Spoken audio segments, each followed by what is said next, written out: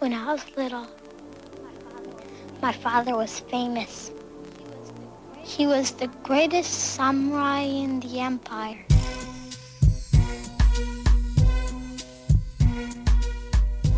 Hey everybody, you may have noticed that I haven't been very active on the comment pages lately. I've been in Texas working on a trial for the last 2 weeks and most days working 12 to 15 hours straight. I've been peeking in every so often, and I had a brief exchange the other day that I think is really indicative of the globe deniers' approach to thinking. Bill Veal, after admitting Dubé's 200 proofs is filled with a bunch of repeats, sent me a link to another Dubé video where he touts a lot of the same nonsense. I won't put a link to it because his garbage gets enough play on this channel already, but I immediately laughed at Dubé because he uses the eminently stupid phrase, "That's why it's called sea level and not sea curve," which is high grade stupid. And I know high grade stupid. I read Eric Dubé quotes nearly every day. You folks all know that sea level is not about the shape of the water, right? That when someone says eye level, it isn't about the shape of their eyes. That level in this case means at the height of, right? You all get that. Anyway, Bill goes on to repeat the proven false claim that the horizon always rises to eye level and that even at 80,000 feet, this happens. But unlike most globe deniers, he was very specific and mostly correct in his definition of what eye level would be in a camera, which is rare. I asked him to send me a link to a video that shows the horizon at eye level at altitude. Now, I've asked this before of people and no one has ever done it, because there is no video where the camera is known to be perfectly horizontal, 90 degrees off of straight down, and at altitude showing that. But Bill, to his credit, sent me a link thinking he had one. Do you know what video he sent me? This video by Rob Skiba, where he sends two cameras up by high altitude balloon, one with a fisheye lens, one without, with the stated goal of showing that the curve is only seen due to the fisheye lens. You all know the one. So Bill really failed on a number of levels during this exchange, and I bring it up not to focus so much on him, but as an example of how all globe deniers perform in these exchanges. This video is not a video where the camera is known to be level. That was the primary request. And this is what was given. Throughout the entire video, the cameras are moving all over the place, up and down, tilting left and right. If you have a camera that is not level, you cannot claim the horizon has risen to the eye level. Period. You can freeze frame wherever you want and say that's level, but that's you choosing what you consider level according to what you want to be true. And he knows it's not level, stating, "None of the footage shows a horizon below the center of the camera in any of the footage I've seen." Now, what he's trying to say is, see, it doesn't fall below eye level.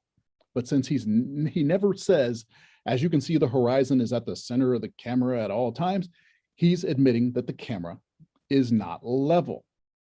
And if your camera is preset to point slightly downward, which the camera seemed to be, unless there are wild motions made by the camera, the horizon will stay above the center line most of the time.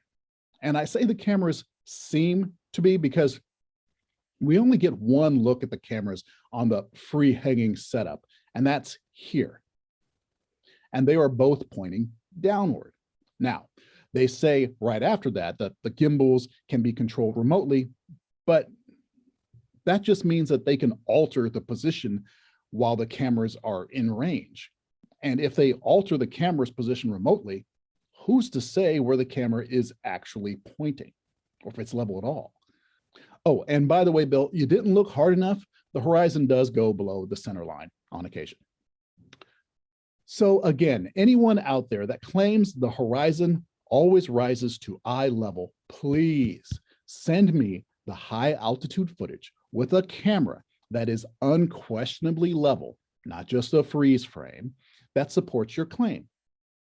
Such footage does not exist. Now, I'm not faulting Skiba's video for that. The goal of that video wasn't to prove that the horizon would be at eye level. If so, they would have openly stated so and would have detailed their attempts at ensuring it would stay level during the flight, which, by the way, they could never do. But I do fault people like Bill who provide such video as evidence, because he claimed to know the standard of what would constitute a level camera and then still provided footage from a non-level one.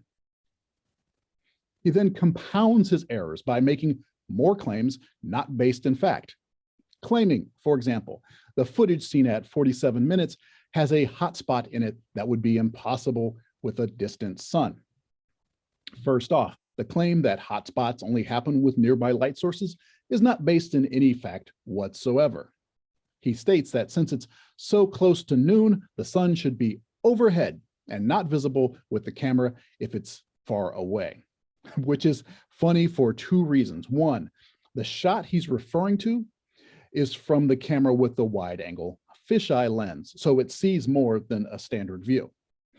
And two, because just 2 minutes before that spot in the video, the guy holds up his watch to show to the camera and shows that it's only 8:30 a.m. That's nowhere near noon. The shadows are long as hell. Then Bill adds to the foolishness by claiming the balloon traveled southeast at about 80 miles per hour, which, according to him, shouldn't be possible if the Earth is spinning as we claim. How could it catch up? Because he doesn't think wind is a thing, I guess. The idea that the atmosphere rotating with the Earth means the air is stuck in place is actually something I've never seen someone directly spell out. And if that's what a globe denier pictures when they think the atmosphere is moving along with the Earth, I can understand why it's such a difficult concept for them. Not trying to be too technical, but the entire flight was under 2 hours long and it landed less than 44 miles away from where it took off. So where does 80 miles per hour come from? That's just wrongness multiplied by wrongness.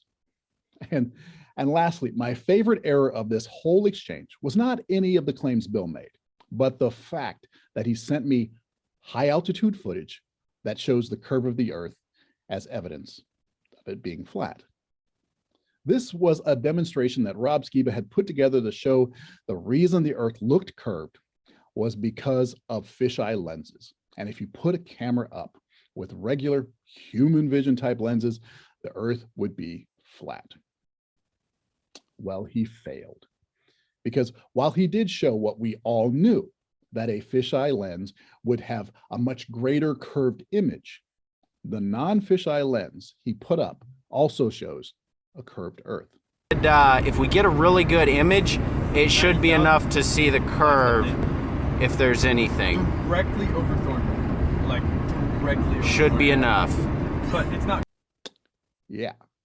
So when Rob saw the footage, he quickly started to make excuses about how the lens still had some fisheye qualities and blah, blah, blah. Let me not even believe the evidence that I presented myself. But it's still curved, even when the horizon goes below the center line of the field of view. This is excellent evidence of a high altitude view of the curve of the Earth.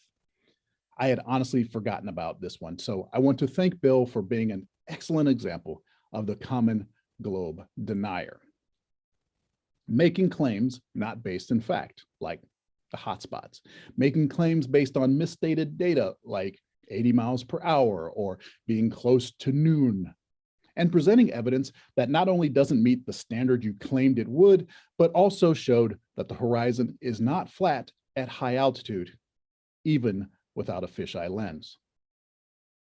This was That's my job! That's what I do! I don't lose! I win! Is there no one on this planet to even challenge me? Maybe you came by to congratulate me on last night's victory.